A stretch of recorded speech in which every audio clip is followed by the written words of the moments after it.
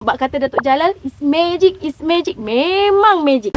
It's magic, it's magic, it's magic.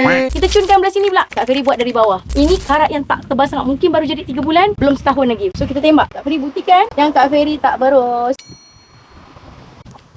Nampak tak? Serta-merta warna dia naik. Baru gaya lama. Alamak, tadi kononnya nak tinggal ke atas sikit perbandingan. Dah terlajak pula.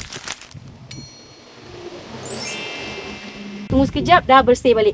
Magic. Bak kata Datuk Jalal, it's magic, it's magic. Memang magic. Betul, memang magic. Tak ada sental-sental ke sekarang untuk kes yang nipis ni. Memang Kak Ferry buktikan sendiri. Kak Ferry bilas.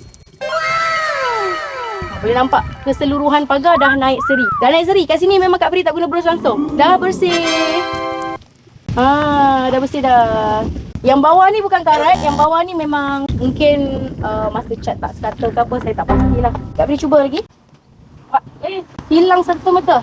Apa pun, kita kena tahulah dinding rumah kita ni cat guna cat apa. Cat kapur ni kalau you guna air pun memang, kalau kita berubah-ubah memang boleh keluar balik nampak dinding dia, okay?